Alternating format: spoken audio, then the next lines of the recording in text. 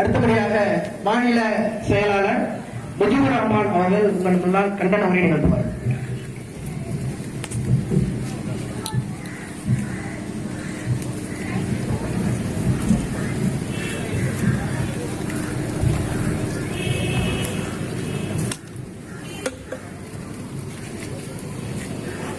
அஸ்ஸலாமு அலைக்கும் வரஹ்மத்துல்லாஹி வபரகாத்துஹு. அல்ஹம்துலில்லாஹி ரப்பில் ஆலமீன். அல்ஹம்துலில்லாஹி நஹ்மதுஹு வ நஸ்தஈனுஹு வ நஸ்தக்ஃபிருஹு. நஅூது பில்லாஹி மின் ஷுரூரி அன்ஃபுஸினா வ மின் ஸய்யிஆத்தி அமாலினா. மன் யஹ்திஹில்லாஹு ஃபலா முضل له வ மன் யுضلل ஃபலா ஹாதிய லஹு. அஷ்ஹது அன் லா இலாஹா இல்லல்லாஹ் வ அஷ்ஹது அன்ன முஹம்மதன் அப்துஹு வ ரசூலுஹு. அளவற்ற அருளாளனும் நிகரற்ற பேர் அன்புடையமாகிய எல்லாம் வல்ல ஏக இறைவனை புகழ்ந்தவாறு என்னுடைய கண்டன உரையை தொடக்கம் செய்கின்றேன். அன்றைய சகோதரர்களே, பிரான்ஸ் அதிபர்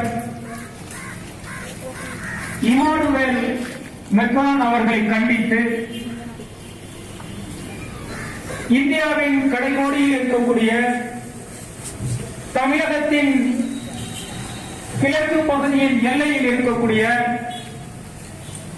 திருவாரூர் மாவட்டம் கூத்தாநல்லூரில் இந்த கண்டன ஆர்ப்பாட்டம் நடைபெறுகிறது என்று சொன்னால்,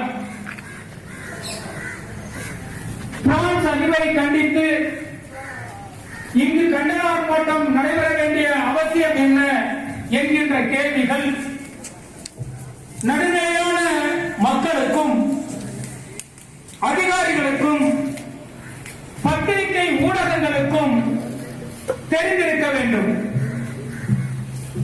உலகத்தில் இருக்கக்கூடிய 196 நாடுகளில் சுமார் 56 நாடுகளுக்கு மேல் இஸ்லாமியர்கள் ஆட்சி செய்து கொண்டிருக்கிறார்கள். உலகத்தில் இருக்கக்கூடிய 700 கோடி மக்களில் 200 கோடிக்கு மேல் இஸ்லாமியர்கள் வாழ்ந்து கொண்டிருக்கிறார்கள். இந்த 200 கோடி மக்களும் தங்களுடைய உயிரினும் மேலாக ஒருவரை மதிக்கிறார்கள் என்று சொன்னால், தங்களுடைய மனைவி மக்களை காட்டிலும், தங்களுடைய உற்றார் உறவினர்களை காட்டிலும், தங்களுடைய பொருளாதாரத்தை காட்டிலும், இந்த உலகத்தில் கிடைக்கக்கூடிய எந்த ஒரு இன்பத்தை காட்டிலும் அவர்கள் யாரை உயிரினும் மேலாக மதிக்கிறார்கள் என்று சொன்னால், நேசிக்கிறார்கள் என்று சொன்னால், இறைவன் அனுப்பினான இறுதி தூதர் நபிகள் நாயகம் ஸல்லல்லாஹு அலைஹி வஸல்லம் அவர்கள் அந்த நபிகளாரை தங்கள் உயிரினும் மேலாக இந்த இஸ்லாமிய மக்கள் மதித்துக் கொண்டிருக்கிறார்கள். இந்த இஸ்லாமிய மக்கள் அவருக்கு ஒரு இயற்கை என்று சொன்னால், உலகின் எந்த கடைக்கோடியில் எந்த பகுதியில் இருந்தாலும் சரி, அவர்கள் தங்களுடைய வீதியில் இறங்கி தங்களுடைய கடுமையான கண்டனத்தை இந்த உலகம் முழுவதும் அறியக்கூடிய வகையில் பல்வேறு கட்டங்களில் பல்வேறு நாடுகளில் போராட்டங்களை நடத்தியிருக்கிறார்கள். எந்த அளவிற்கு என்று சொன்னால், அல்லாஹ்வுடைய தூதர் அவர்கள் யாராவது கேலியும் கிண்டலும் செய்தார்கள் என்று சொன்னால், அந்த நாட்டின் செவிப்பறியை கிழிக்கக்கூடிய வகையில் பல்வேறு கண்டன ஆர்ப்பாட்டங்களையும் பல்வேறு போராட்டங்களையும் இஸ்லாமியர்கள் நடத்தியிருக்கிறார்கள். அந்த கூட்டம் தான், இந்த கண்டன கூட்டம் தான் இங்கு நடந்து கொண்டிருக்கிறது. உலகத்தில் எந்த மூலையில் அல்லாஹ்வுடைய தூதரை இழிவுபடுத்தினாலும், அல்லாஹ்வுடைய தூதரை நேசிக்கக்கூடிய ஒரு மனிதன் எந்த ஒரு கடைக்கோடியில் இருந்தாலும் அவன் வீதியில் வந்து இறங்கி போராடுவான் என்பதற்கு இங்கு நடக்கக்கூடிய கண்டன ஆர்ப்பாட்டமே உதாரணம். உலகில் எவ்வளவோ பெரிய பெரிய பேராசிரியர்கள், வல்லுநர்கள்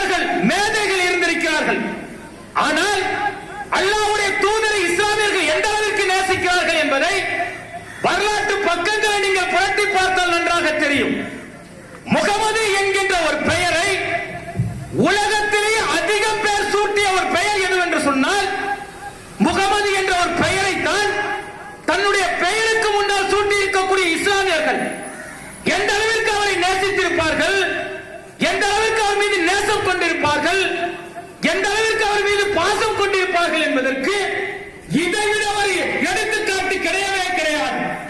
அல்லாஹ்வுடைய தூதர்கள் ஒரு சாதாரண ஆளாக மிகப்பெரிய சாம்ராஜ்யத்திற்கு அதிபராக இருந்தவர், மிகப்பெரிய சாம்ராஜ்யத்தை ஆண்ட ஒரு மார்க்க அறிஞர், அல்லாஹ்வுடைய தூதர், ஒரு தளபதி எப்படி தன்னுடைய வாழ்க்கையை நடத்தினார், இன்றைக்கு எப்படி ஆட்சிகள் செய்யப்பட வேண்டும், எப்படி அதிபர்கள் தங்களுடைய வாழ்க்கையை நடத்த வேண்டும், எப்படி மக்களிடத்தில் அவருடைய கரிவும் கரிசனமும் இருக்க வேண்டும் என்பதற்கு அல்லாஹ்வுடைய தூதர் அவர்கள் பெரும் சாம்ராஜ்யத்தை ஆண்டார்களே, அதில் எடுத்துக்காட்டு ஏராளமாக இருக்கிறது.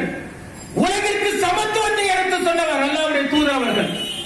உலகத்தில் கருப்பர்களோ வெள்ளையர்களோ நிறத்தை கொண்டு வேற்றுமை கிடையாது, பணத்தை கொண்டு வேற்றுமை கிடையாது. படைத்த இறைவன் முன் அனைவரும் சமம் என்ற ஒரு கோட்பாட்டை, சமத்துவத்தை இந்த உலகிற்கு பறைசாற்றியவர் அல்லாஹ்வுடைய தூதர் அவர்கள். ஏராளமான நன்மைகளை இந்த மக்களுக்கு செய்தார்கள். மனித நேயத்தை போதித்தவர், பெண் அடிமைத்தனத்தை உடைத்தெறிந்தவர், அடிமைகளை விடுதலை செய்து இந்த மார்க்கத்தில் அனைவரும் சமமானவர்கள், ஏற்றத்தாழ்வுகள் என்பது இஸ்லாத்தில் கிடையாது என்று இந்த உலகிற்கு பறைசாற்றிய ஒரு மாமேதை மனிதன் நபிகள் நாயகம் ஸல்லல்லாஹு அலைஹி வஸல்லம் அவர்கள். எத்தனை எத்தனை விஷயங்களை நாம் சொல்லலாம். மனிதர்களை அடிமையாக நடத்திக் கொண்டு சந்தைகளில் விற்பனை செய்து கொண்டிருந்த காலகட்டத்தில் மார்க்க உபதேசத்தை சொல்லி, படைத்த இறைவனிடத்திலிருந்து அந்த செய்தியை சொல்லி, காட்டு மிராண்டாக இருந்த அந்த மக்களிடத்தில் எழுச்சியை உருவாக்கி, ஏகத்துவ சிந்தனையை உருவாக்கி, படைத்த இறைவனுக்கு முன் நாம் சமம் என்கிற ஒரு கோட்பாட்டை உருவாக்கி, மனிதர்களை மனிதர்களாக நடத்த வேண்டிய ஒரு நிலையை உருவாக்கியவர் அல்லாஹ்வுடைய தூதர் அவர்கள். எத்தனை எத்தனை வரலாற்று உண்மைகளை சொல்ல முடியும். இப்ப சொன்னாங்க கோஷத்துல தி ஹண்டாடிங்கிற ஒரு புத்தகம், உலகத்தில் இருக்கக்கூடிய தலை சிறந்த தலைவர்கள் என்கின்ற ஒரு புத்தகத்தை மைக்கேல் ஹார்ட் என்ற ஒரு கிறிஸ்துவ பேரறிஞர் தயாரிக்கிறார், எழுதுகிறார். பல ஆண்டுகள் பல நாடுகள் சுற்றி திரிந்து செய்திகளை சேகரிக்கிறார். சேகரித்து அவர் அந்த 100 பேரில் முதலிடத்தை யாருக்கு கொடுத்தார்? நபிகள் நாயகம் ஸல்லல்லாஹு அலைஹி வஸல்லம் அவர்களுக்கு ஒரு கிறிஸ்துவ பேரறிஞர் கொடுத்திருக்கிறார் என்று சொன்னால் எந்த அளவிற்கு இந்த மக்களிடத்தில் அவர் தாக்கத்தை ஏற்படுத்தியிருப்பார் என்பதற்கு இதைவிட எந்த சான்றும் தேவையில்லை. இப்படி ஏராளமான முன்னுதாரணங்களை அல்லாஹ்வுடைய தூதர் நபிகள் நாயகம் ஸல்லல்லாஹு அலைஹி வஸல்லம் அவர்கள் இந்த மனித குலத்திற்கு வழிகாட்டினார் என்பதை படித்தால் நேரம் பார்த்தால் சொல்வதற்கு காலம் போதாது. அத்தனை அத்தனை விஷயங்களை இந்த மக்களுக்கு எடுத்து கூறி மனிதனை மனிதனாக வாழ வைத்தவர் அல்லாஹ்வுடைய தூதர் அவர்கள்.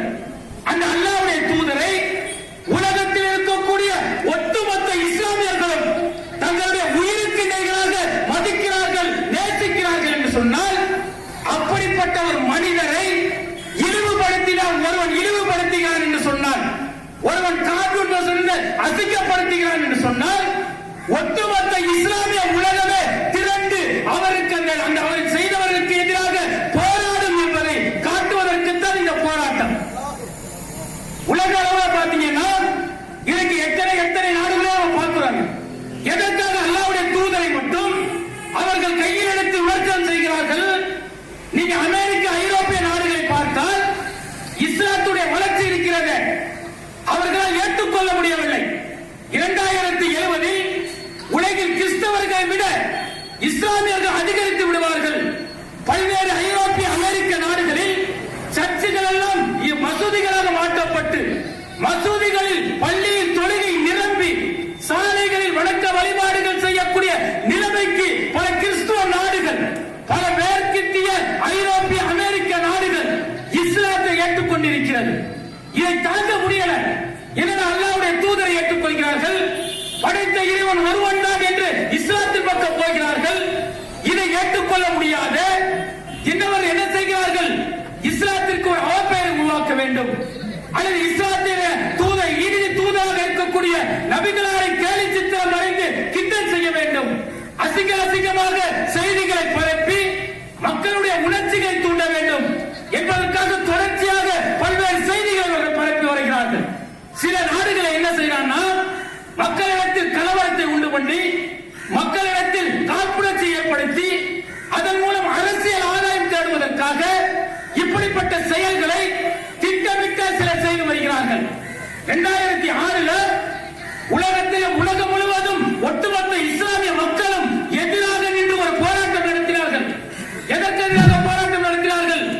டென்மார்க்கிலும் நார்வேவிலும் வரக்கூடிய பத்திரிகையில் அல்லாஹ்வுடைய தூதர் அவர்களை இழிவுபடுத்தக்கூடிய வகையில் கார்ட்டூன் வெளியிட்டான் என்பதற்காக பல மாதங்கள் தொடர்ச்சியாக போராட்டம் நடந்தது. அந்த நாடு வாபஸ் வாங்கும் வரை தனது வருத்தம் தெரிவிக்கும் வரை பல்வேறு கட்ட போராட்டங்களை அன்றைக்கு இஸ்லாமியர்கள் செய்தார்கள். கொஞ்சம் அமைதியா இருந்தாங்க, கொஞ்ச காலம் அமைதியா இருந்தார்கள். தூதரை இழிவுபடுத்தினோம் என்று சொன்னார், நபிகளாரை கேலி சித்திரம் அடைந்தோம் என்று சொன்னார், ஒட்டுமொத்த இஸ்லாமியர்களும் களமிறங்கி போராட தொடங்கி விடுவார்கள். அந்த போராட்டம் மட்டும் இருக்காது, அதனால தங்களுடைய நாடுகளில் பொருளாதாரம் பாதிக்கப்படும் என்பதை உணர்ந்தவர்கள் என்ன செய்தார்கள்? கொஞ்ச நாள் அமைதியாக இருந்தார்கள். அதன் பிறகு என்ன செய்தார்? அமெரிக்காவில் முஸ்லிம் என்கின்ற ஒரு ஆங்கில திரைப்படத்தை எடுத்து அல்லாஹ்வுடைய தூதரை மிக அசிங்கமாக மிக கேவலமாக பெண் பிடித்தவர் என்கின்ற ஒரு கோணத்தில் அந்த படத்தை எடுத்து வெளியிட்டார். ஒட்டுமொத்த உலகத்தில் இருக்கக்கூடிய இஸ்லாமியர்கள் கொதித்திருந்தார்கள். தங்கள் உயிரினும் மேலாக மதிக்கக்கூடிய அல்லாஹ்வுடைய தூதரை இழிவுபடுத்தியவர்களை நாங்கள் விடமாட்டோம் என்று பல்வேறு கண்டனங்களை உலகம் அறிய பதிவு செய்தார்கள். இப்படி பல்வேறு கட்ட போராட்டங்கள் ஒவ்வொரு காலகட்டத்தில் நடந்து கொண்டிருந்தது. அந்த வரிசையில் தான் பிரான்ஸ்ல என்ன பண்ணியிருக்கிறான், ஒரு பத்திரிகை சார்லி ஹெப்டோ அப்படிங்கிற ஒரு பத்திரிகை வார இதழ் 2006 டென்மார்க்கில் வெளியிடப்பட்ட அந்த கேலி சித்திரத்தை இவர்கள் என்ன செய்கிறார்கள்? 2015 தங்களுடைய பத்திரிகையில் மத சுதந்திரம் பத்திரிகை சுதந்திரம் என்ற பெயரில் அல்லாஹ்வுடைய தூதரை கேலி செய்த அந்த சித்திரத்தை அவர்கள் தங்களுடைய பத்திரிகையில் சார்லி ஹெப்டோ என்கிற பத்திரிகையில் அவர்கள் வெளியிடுகிறார்கள். அப்பயே மிக கடுமையான எதிர்ப்பு, பல்வேறு மக்கள் பல்வேறு இடங்களில் கண்டனத்தை பதிவு செய்கிறார்கள். அப்ப அந்த நாட்டில் அதிபராக இருக்கவர் என்ன செய்திருக்க வேண்டும்? இதை உடனடியாக தடுத்திருக்க வேண்டுமா இல்லையா? ஒரு பெரும்பான்மையான மக்கள் நேசிக்கக்கூடிய ஒரு மனிதர் அவரை இழிவுபடுத்துவது என்பது, அவரை கேலி சித்திரம் அடைவது என்பது ஒட்டுமொத்த மக்களையும் புண்படுத்தக்கூடிய ஒரு விஷயம், ஒரு சாராரை மனநோக்கக்கூடிய செய்தி. இதை செய்யக்கூடாது என்று அன்றைக்கு அந்த பத்திரிகை தடுக்கப்பட்டிருந்தால், அந்த பத்திரிகை வெளிவிடாமல் தடுக்கப்பட்டிருந்தால் இன்றைக்கு இவ்வளவு பெரிய நிகழ்வு ஏற்பட்டிருக்கார். அந்த பத்திரிகை என்ன செய்யலாம்? அல்லாஹ்வுடைய தூதர் அவர்களை டென்மார்க்கில் வெளியிட்ட அந்த கார்ட்டூனை மீண்டும் தன்னுடைய பத்திரிகை பிரான்சில் வெளியிடக்கூடிய தன்னுடைய பத்திரிகையில் வெளியிட்டு அதன் மூலம் மக்களிடத்தில் ஒரு காழ்ப்புணர்ச்சியையும் ஒரு கலவரத்தையும் உண்டு பண்ணுவதற்கு அவன் முயற்சி செய்கின்றான். அல்லாஹ்வுடைய தூதரை நேசிக்கக்கூடியவர்கள் அல்லது நேசம் என்ற பெயரில் மார்க்கம் அறியாமல் தவறு செய்யக்கூடியவர்கள், மனிதனை அழிக்கக்கூடிய சில மடையர்கள் என்ன செய்தார்கள்? அந்த பத்திரிகையில் தாக்குதல் நடத்தினார்கள். தாக்குதல் நடத்தி ஆசிரியரும் அந்த கார்ட்டூன் வரைந்த 4 பேரும் கொல்லப்பட்டார்கள். சரி, கொல்லப்பட்டால இது தடுக்கப்பட வேண்டியது. இஸ்லாமிய மார்க்கம் இதை கண்டிக்கிறது. தீவிரவாதத்தால் எதிர்க்க கூடாது என்று சொல்கிறது. எப்படி அவர்கள் பதில் தருகிறார்களோ அதற்கு தகுந்த மாதிரி நாம் அகிம்சை மொழியில் போராட வேண்டும் என்று சொல்கிறது. அப்போது பத்திரிகை அலுவலகம் தாக்கப்பட்டது. அப்போதாவது அந்த பிரான்ஸ் அதிபர் இனி இது போன்ற ஒரு செய்தியை வெளியிடக்கூடாது என்று அந்த பத்திரிகை தடுத்திருக்க வேண்டுமா இல்லையா? தடுக்கவில்லை. பத்திரிகை சுதந்திரம், இதை நாங்கள் ஒன்றும் செய்ய முடியாது என்று அலட்சியம் காட்டியதன் விளைவாக 2006 அவர் முஸ்லிம் படத்தை வெளியிட்டாங்க.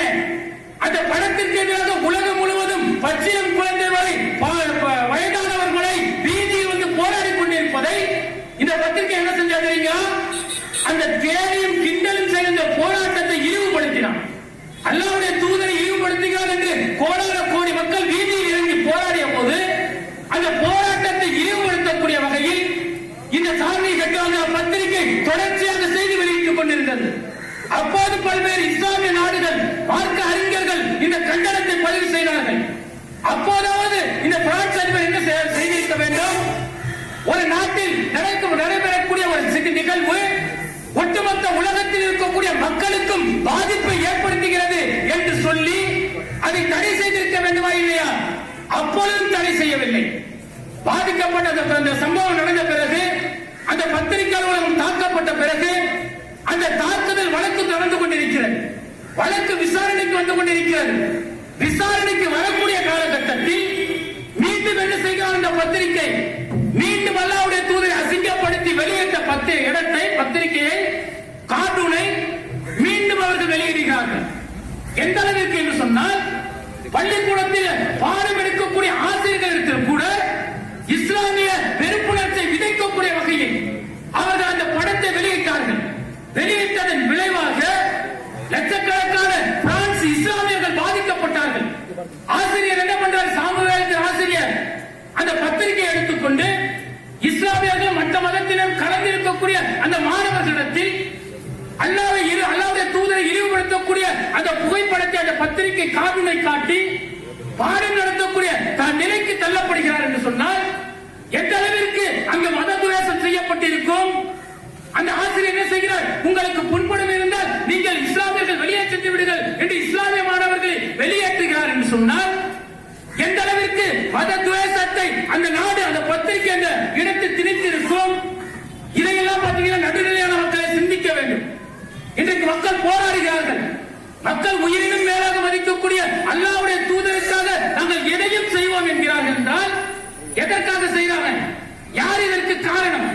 தொடர்ச்சி அவர்கள் மதிக்கக்கூடிய ஒரு தூதரை, ஒரு தலைவரை தொடர்ச்சியாக இவர்கள் இழிவுபடுத்துகிறார்கள். இதை தடை செய்ய வேண்டும் என்கின்ற ஒரு சிந்தனை உலகத்தில் இருக்கக்கூடிய தலைவர்களுக்கோ அல்லது பிரான்ஸ் நாட்டை ஆளக்கூடிய அதிபர்களுக்கோ வர வேண்டுமா இல்லையா?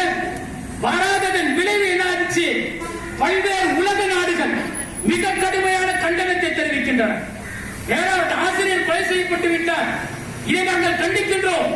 இப்படிப்பட்ட கயவத்தனத்தை எந்த முஸ்லிம் செய்யக்கூடாது என்பதை நாங்கள் வன்மையாக சொல்கின்றோம். அதே நேரத்தில் அந்த ஆசிரியர்களுக்கு முன்னாடியே செஞ்சார்ல, உடனடியாக அவர் பணியிடம் நீக்கம் செய்து அவர் மீது நடவடிக்கை எடுத்திருந்தால் இன்னைக்கு இப்படிப்பட்ட ஒரு நிகழ்வு வந்திருக்குமா?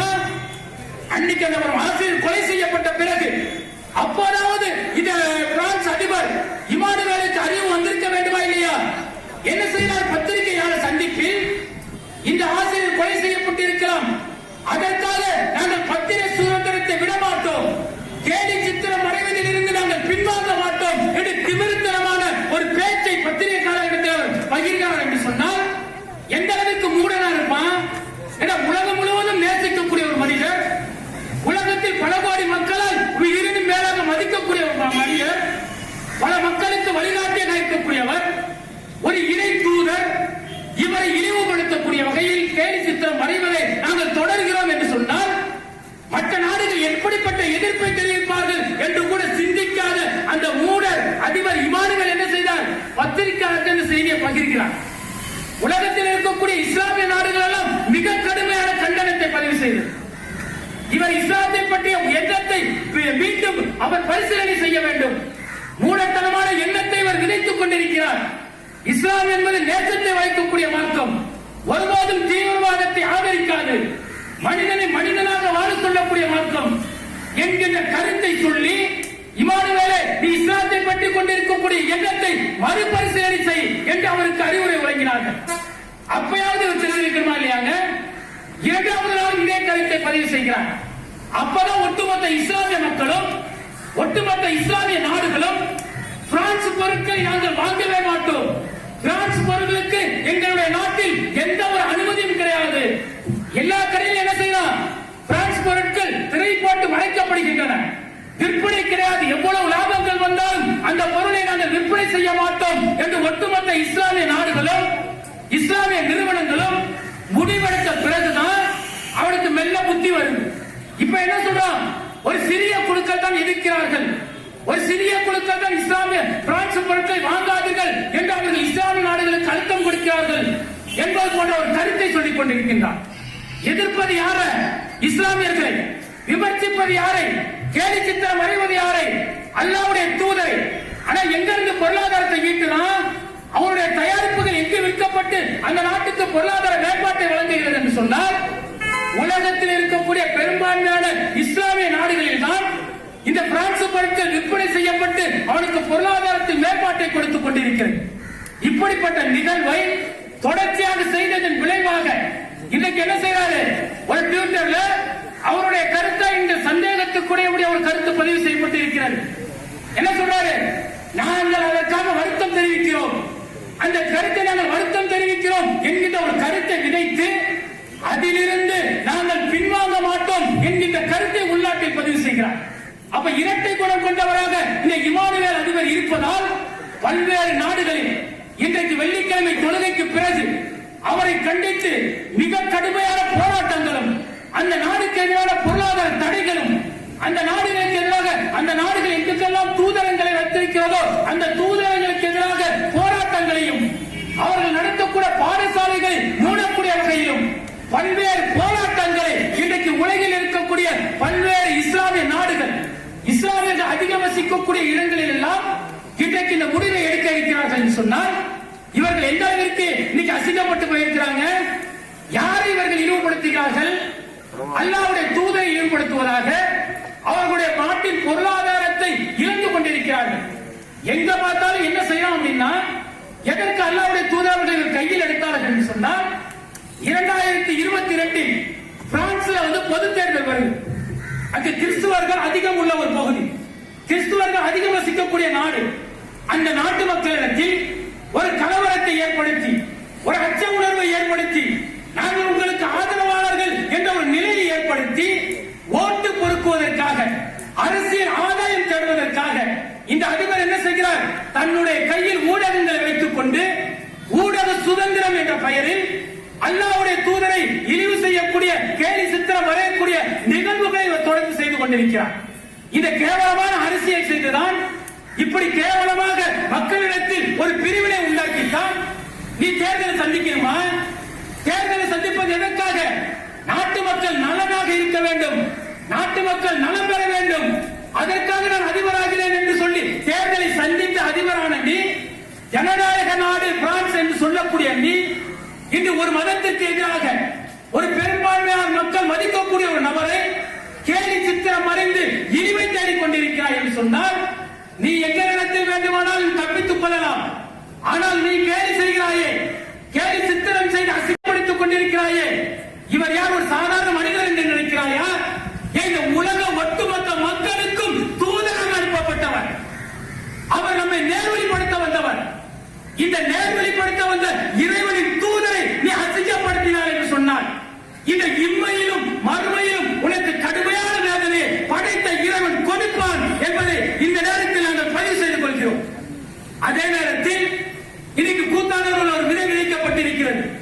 இந்த விதை விரிச்சமாகுவதும் இது மிகப்பெரிய போராட்டமாக நடந்து தூதரகத்தையே முற்றுகையிடக்கூடிய அளவிற்கு போராட்டமாக மாறுவதும் யாருடைய கையில் இருக்கிறது என்று சொன்னால் இந்திய அரசாங்கத்தின் கையில் இருக்கிறது. இந்திய அரசாங்கம் என்ன செய்ய வேண்டும்?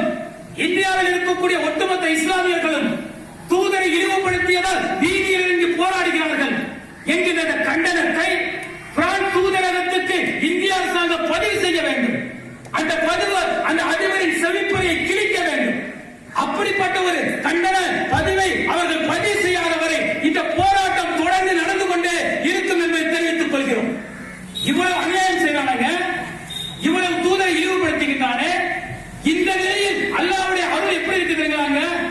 அல்லாஹ் ஒரு அற்புதத்தை என்ன நிகழ்த்தியிருக்கிறார் தெரியுமா? பிரான்ஸ்ல 75 வயது கடந்த மரியா என்கிற ஒரு பெண் அந்த நாட்டு அடிமை மக்களுக்காக, அந்த நாட்டில் பொருளாதாரத்தில் பின்தங்கிய மக்களுக்காக, நிலவேற்றுமையால் ஒடுக்கப்பட்ட மக்களுக்காக 75 ஆண்டுகளாக போராடி வரக்கூடிய ஒரு வயதான பெண்மணி, வீர பெண்மணி என்று அந்த ஊரில் அந்த நாட்டில் அவருக்கு பெயர் சொல்லப்படுகிறது. அப்படிப்பட்ட ஒரு பெண்மணி இந்த இமானுவேல் அதிபர் இருக்கிறார இவருடைய செவிப்பறையை கிழிக்கக்கூடிய வகையில் நான் இஸ்லாத்தை ஏற்றுக்கொண்டிருக்கிறேன். இந்த இஸ்லாத்தை நான் எப்படி ஏற்றுக்கொள்கிறேன்? என்னை சிறையில் போய் என்னை கைதியாக வைத்திருந்தார்கள். நான் இஸ்லாமியர்களோடு பழகினேன். அவர்களுடைய வணக்க வழிபாடுகள், அவர்கள் தூதரை நேசித்த விதம், அவர் ஈசா நபி அவர்கள் மீது வைத்திருந்த பாசம்,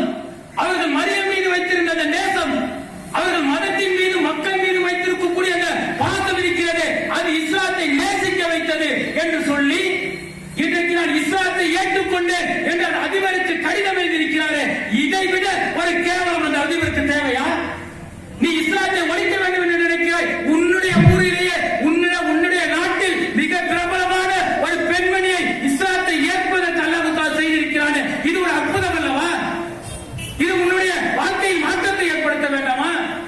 இறுதியாக எச்சரிக்கிறோம், இந்த செய்தி எப்படியாக இருந்தாலும் அந்த ஊடகத்தின் வழியாக, தூதரகத்தின் வழியாக அந்த பிரான்சின் தூதரகத்தின் கவனத்திற்கு செல்லும். இந்த செய்தி அவர்களுக்கு பதிவு செய்யப்பட்டு பிரான்ஸ் அரசாங்கம் தான் செய்த தவறை உணர்ந்து அந்த பத்திரிகை தடை செய்து, இது ஒருபோதும் நாங்கள் தூதரை இழிவுபடுத்த மாட்டோம் என்று வருத்தம் தெரிவிக்காத வரை எங்களுடைய போராட்டம் ஓயாது என்று கூறி என்னுடைய உரையை நிறைவு செய்கின்றேன். பாகியமான விருந்தினர்களுக்கு அஸ்ஸலாமு அலைக்கும்.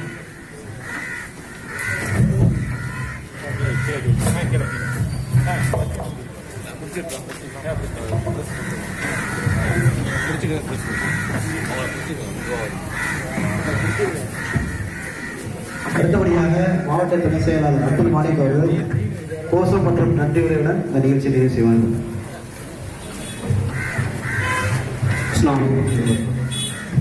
அல்லாஹு அக்பர், அல்லாஹு அக்பர், அல்லாஹு அக்பர், அல்லாஹு அக்பர், அல்லாஹு அக்பர், அல்லாஹு அக்பர். ஆர்ப்பாட்டம் மீது ஆர்ப்பாட்டம், ஆர்ப்பாட்டம் மீது ஆர்ப்பாட்டம், ஆர்ப்பாட்டம் மீது ஆர்ப்பாட்டம், ஆர்ப்பாட்டம் மீது ஆர்ப்பாட்டம், முஸ்லிம்களின் ஆர்ப்பாட்டம், முஸ்லிம்களின் ஆர்ப்பாட்டம், முஸ்லிம்களின் ஆர்ப்பாட்டம், முஸ்லிம்களின் ஆர்ப்பாட்டம், முகமது நபியை சீண்டி பார்ப்போம், முகமது நபியை சீண்டி பார்த்தோம், முகமது நபியை சீண்டி பார்ப்போம், முகமது நபியை சீண்டி பார்த்தோம், முட்டாள் அதிபர் இமானுவேலை, முட்டாள் அதிபர் இமானுவேலை, பிரான்சின் அதிபர் இமானுவேலை, கண்டிக்கின்ற போராட்டம், கண்டிக்கிறோம், கண்டிக்கிறோம், கண்டிக்கிறோம், கண்டிக்கிறோம், வன்மையாக கண்டிக்கிறோம், உள்ளத்தில் வாழும் உத்தம தூதர், உள்ளத்தில் வாழும் உத்தம தூதர், உலகத்திற்கான அருள் குறைபாடர், முகமது நபியை இழிவுபடுத்தும்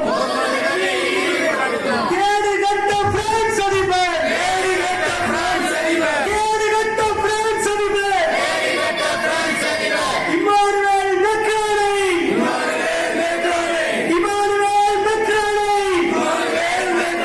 வன்மையாக கண்டிக்கிறோம், வன்மையாக கண்டிக்கிறோம், மெக்ரானே, மெக்ரானே, இமானுவேல் மெக்ரானே, மனநலம் பாதிக்கப்பட்ட, மனநலம் பாதிக்கப்பட்ட மானக்கட்ட மெக்ரானே, மானக்கட்ட மெக்ரானே, பிரான்ஸ் அதிபர் மெக்ரானே, சீண்டாதே, சீண்டாதே, உலகத் தூதர் முகமது நபியை, உலகத் தூதர் முகமது நபியை, உத்தம தூதர் முகமது நபியை, சீண்டாதே, சீண்டாதே, அல்லாஹு அக்பர், அல்லாஹு அக்பர், அல்லாஹு அக்பர், அல்லாஹு அக்பர். அஸ்ஸலாமு அலைக்கும் வரஹ்மத்துல்லாஹி வபரகாத்துஹு. எல்லாம் வல்ல அல்லாஹ்வுடைய மாபெரும் முகினால் இந்த ஆர்ப்பாட்டம் நல்ல முறையில் நடத்தி தந்த வல்ல ரஹ்மான் இறைவன் ஒருவனுக்கு புகழெழுத்து என்று கூறி இந்த ஆர்ப்பாட்டத்திற்கு அழகிய முறையில் பாதுகாப்பும் ஒத்துழைப்பும் கொடுத்த காவல்துறை நண்பர்களுக்கும் அதேபோல் இந்த ஆர்ப்பாட்டத்திற்கு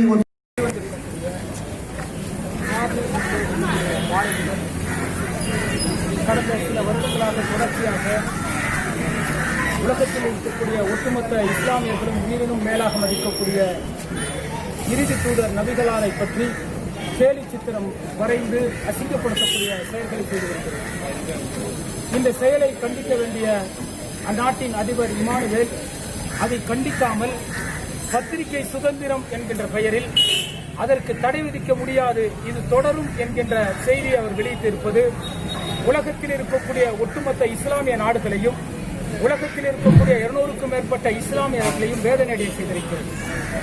மிக மூடத்தனமான கருத்தை பதிவு செய்திருக்கக்கூடிய இமானுவேலை கண்டித்து பிரான்ஸ் அரசாங்கம் உடனடியாக அதுக்கு வருத்தம் தெரிவிக்கக்கூடிய வகையில் இன்றைக்கு தமிழகத்தின் பல்வேறு பகுதிகளில் பல்வேறு கண்டன ஆர்ப்பாட்டங்கள் நடந்து கொண்டிருக்கிறது. இதை கண்டிக்கக்கூடிய வகையில் இந்த ஆர்ப்பாட்டம் நடந்து அதன் வாயிலாக பிரான்ஸ் தூதரகத்திற்கு இந்த செய்தி பதிவு செய்யப்பட்டு பிரான்ஸ் அரசாங்கத்தின் கவனத்திற்கு இந்திய அரசாங்கம் கொண்டு செல்ல வேண்டும் என்கின்ற கோரிக்கையும் இதன் மூலம் நாங்கள் வைத்துக் கொண்டிருக்கிறோம். முஜிபுர் ரஹ்மான், மாநில செயலாளர்.